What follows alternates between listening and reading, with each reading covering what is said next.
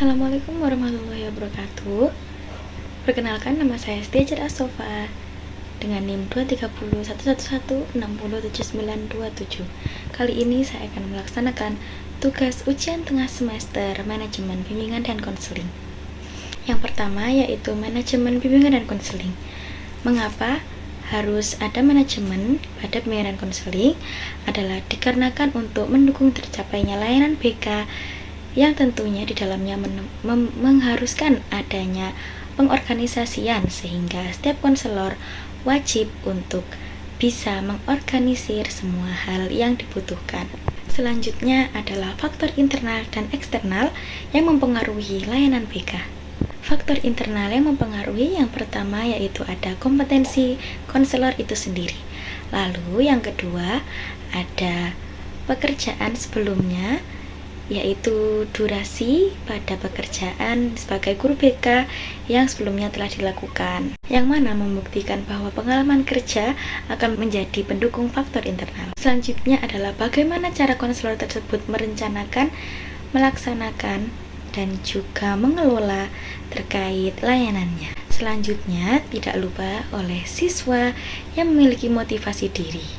Untuk faktor yang pertama ada keputusan dari pihak luar seperti wali kelas, guru, ataupun kepala sekolah. Selanjutnya ada budaya di lingkungan tersebut, karena setiap tempat memiliki budaya masing-masing, sehingga kita tidak bisa memutuskan suatu hal tanpa mengetahui lingkungan tersebut. Selanjutnya ada juga orang tua dan teman yang ikut mensupport berjalannya layanan ini dengan baik. Selanjutnya program layanan BK yang akan dipilih.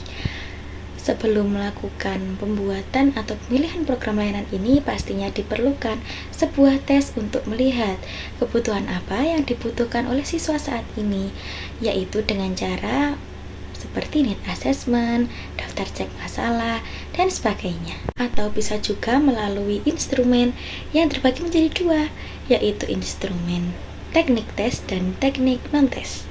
Selanjutnya adalah struktur organisasi layanan BK di sekolah. Struktur ini tidak hanya menjadi sebuah pajangan atau tabel semata, namun ini membuktikan bahwa adanya proses yang bisa berjalan secara sistematis dan tentunya terarah, dan di dalamnya terdapat pembagian tugas tidak hanya guru BK, namun untuk guru mata pelajaran, wali kelas, termasuk orang tua, dan juga koordinator guru BK. Selanjutnya ada program layanan BK bersifat komprehensif, developmental, proaktif, preventif, dan remedial. Beberapa prinsipnya, yang pertama adalah dilakukan secara sistematis dan berkelanjutan, lalu dicatat, dan juga program yang dilakukan tetap sesuai dengan kebutuhan sekolah. Adanya pembagian waktu antara pembimbing ataupun konselor, dan layanannya diberikan sesuai dengan apa yang sedang dihadapi oleh para siswa. Lalu tidak lupa dengan kerjasama berbagai pihak yang ada di dalam sekolah tersebut, dan tanggung jawab tertinggi berada pada kepala sekolah. Selanjutnya, laporan hasil kegiatan layanan bimbingan dan konseling.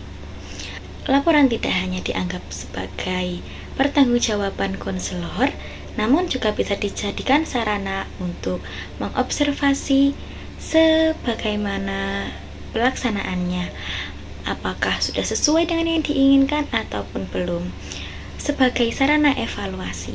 Selain itu juga bisa digunakan untuk meningkatkan kualitas dan keprofesionalan konselor. Fungsi di dalamnya yang pertama adalah akuntabilitas, lalu yang kedua evaluasi, dokumentasi, informasi, dan pengembangan program, yang tentunya tidak lepas dalam pelaksanaannya, yaitu dilakukan secara sistematis dan berkelanjutan, sehingga bisa dijadikan sebagai alat untuk evaluasi ke depannya pada program-program layanan yang akan dilakukan dan direncanakan.